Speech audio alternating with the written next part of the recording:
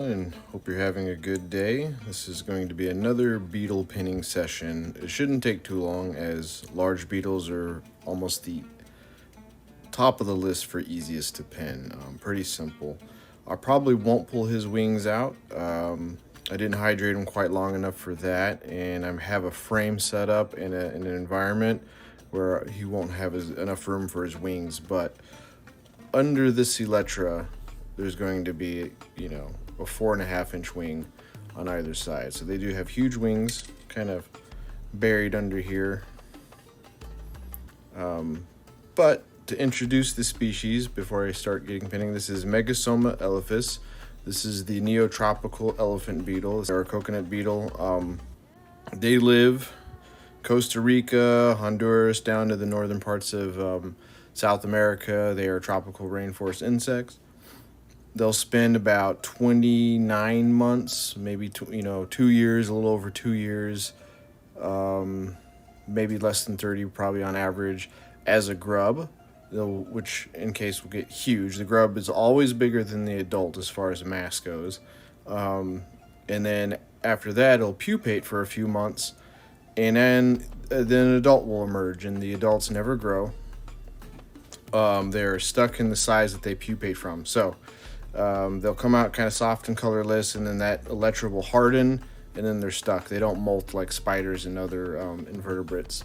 So beetles are just kind of stuck the way they are once they're adults, and that usually gives them a short lifespan. So these guys will live a few seasons, maybe 4 to 5 months as an adult, depending on nutrition and things, but they are not long-lived animals. What's cool about the elephant beetle is this coloration. I mean, this is a jet black insect, but the color you see on it is thousands and thousands upon tens of thousands of little hairs.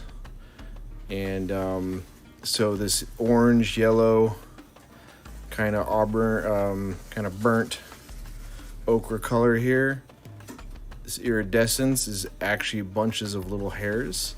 Otherwise, the beetle is purely black. So this hair is called setae. It is a sensory mechanism.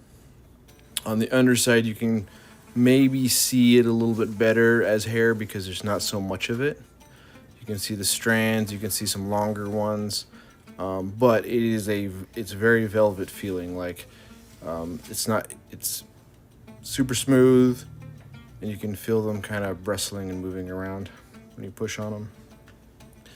But this is a very well-known beetle species in the trade. People breed these as pets. Even here in the States, they are true nectarivores. They'll eat ripened fruit. They'll take sap. Their mouths are very small, little chewing jaws. Hard to see here, but they're kind of like little paintbrushes that kind of just collapse and they take up moisture. You can see his eyes. This is the antenna right here underneath. The eye is this solid compound eye, and it's always aware. Let's see here. I want to make sure I can move him so I can pin him out. So I'm going to start here by kind of working the femurs and the tibias. Make sure they got hydrated enough. So this guy is about 115 millimeters from the tip of his cephalic antler, as in coming off as his head. A lot of large dianastids, big tropical scarabs like this, or Hercules beetles, they'll have a thoracic antler that comes over here. But these guys just have big old cephalic antlers, big heads. And I'll have to repair that. That's what happens when they've been dead and dried for so long. They kind of fall apart, but easy to fix on beetles. They're like little Legos. So he's pretty much ready to be pinned. He's done. Not too much more to do on him. I'm going to pull out his antennas here.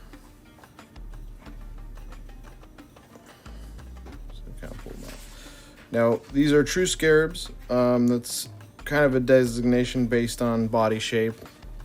the way they have the symmetry here and the parts here.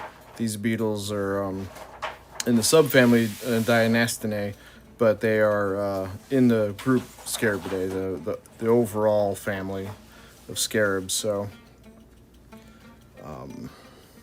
this one is specifically from Costa Rica.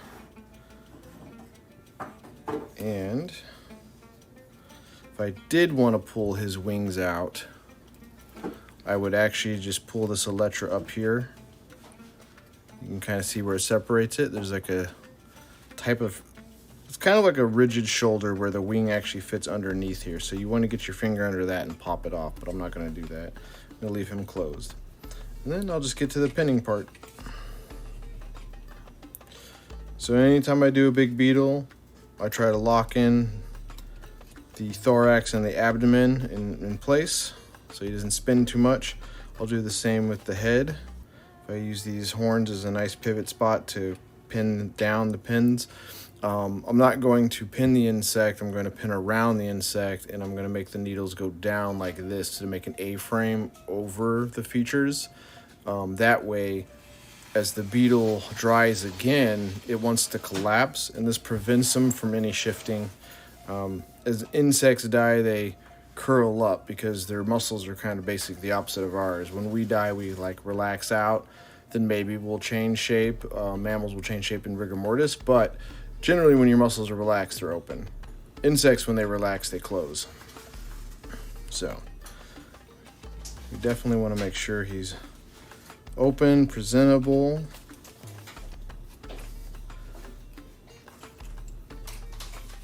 We want him to look good in the next stage of his immortality here. I'm going to preserve him as best I can. Show off his features. Now, all beetles and many other invertebrates, but we're just talking about beetles today, will have a pair of tarsal claws. And that's what these two guys, almost every insect that you find, especially beetles, they're going to have their legs, whether there's segments, like a lot of them like spiders, or beetles will have a femur, tibia. They'll have tarsal little beads here. And sometimes there's 3, 4, 5 segments before you get to the final one, but they'll always end in a pair of tarsal claws. Even spiders have 2. And so we're going to pull this out, kind of show them off. So I'm just putting the pin between the 2 claws and then rotating the pin out. That way I can get them to face down. It's always good to have a pair of tweezers around in case they fight you. So now those claws are kind of angled out. It'll be easier to see from the display I'll make because you'll be looking down at him through some glass. Once I kind of get the top set the way I like, I'm going to wedge in the abdomen. So I'll pull a leg down, pin it, put a pin right next to the elytra where the abdomen's underneath. And then I'm going to do the other leg and pull it out just enough. Pin the elytra down next to the abdomen so you can't spin out any further. And then I'm going to go ahead and do the scissor thing again, where I cross the pins, and I'm going to pin down this leg. Kind of use the A-frame to adjust it. And so now you can see I'm just crossing the needles, getting it where I want to be, playing around a little bit with getting them symmetrical looking, but you will find often enough that if you do get into bug pinning or classifying insects, any individual of any species is going to have its unique genetic features. It looks like it because it is the case here that these tarses, although they are bent up, they actually are shorter than these ones. So this left leg on the back is slightly longer than this one, and so I'll have to bend him up a little bit to kind of counteract the asymmetry there. Then I'll pull this leg out, And that's why I pinned this body down first, because you can see as if I move these legs, which are pretty strong, there's still very much dry tissue connecting the whole animal. Any movement could rotate the animal, even pinned. So be wary of whatever you are working on, how it will reposition other parts of the animal. And this leg was dry enough to where a tarsal, a tarsal popped off here. So I'm going to get him pinned down where I want him.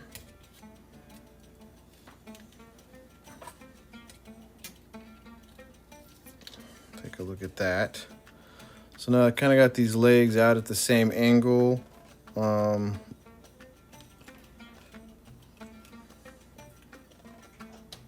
going to put these tarses down a little bit out. I'm going to do that for this one too. Slightly different angle here. Make sure the tarsal claws are open. Kind of show them off. And then so what broke off is part of the foot. And I'll show you up close if the camera will capture it. As you can see that the little tarsal beads here kind of have a nub where there will be a small muscle attached, and then the other one fits over it. So these are like little robots. And then you can see this long one with the two claws. But this little peg here will fit perfectly inside the one before it. So though it snapped off, it's not truly broken, it's just separated. I can go in and fix that at any time just by plugging that in. However, in the drying phase, I don't want to add any moisture, any adhesives, any glues. Things are going to settle. And so I'm just going to put it down, pin it as is. And then I can always go back to it later. I'm going to make sure I put a needle in between the two claws here so they're separated a little bit. And you can kind of see that I have them spread. So what I'm going to do is just kind of look over what I've accomplished here in the last few minutes. Bend the legs and make them the same length if possible. There's a little bit of distance here, more so than this one. And so I can kind of push this leg forward. Maybe open it a little bit more. Push it forward again. And if it's a real, big deal that I have it perfect, I can kind of tweak and tweak, push and pull like any art project to find that aesthetic that I'm looking for. But generally, I don't fight it too much. This foot's a little bit laying down, this one's a little higher up, so I can change that. And I'm just trying to get it so you get the idea. Easily identified as an elephant beetle. All the legs are out. You can see it's in great condition. Very fuzzy. This one is they would consider this a major male because it's over the 110 millimeters. These beetles, the adult males, maybe can approach 125, 130 millimeters in the wild. That's a super rare, extra large kind of major male, where you're not going to find that very often because they don't grow as adults. So it's like the grub had to have great nutrition, great space, perfect conditions, and it just turned into a monster. And you're lucky if you find something like that. Usually when people breed them, they're going to be a lot smaller. It's just the way it is. So this one's a major male. Very nice specimen. And that's pretty much it. I'd have to approach this differently. If I was to open up the elytra, pull the wings out, it would need a lot more space. But this is your Central American neotropical beetle. This is the elephant scarab. And I appreciate you guys watching. Thank you so much. Have a good day.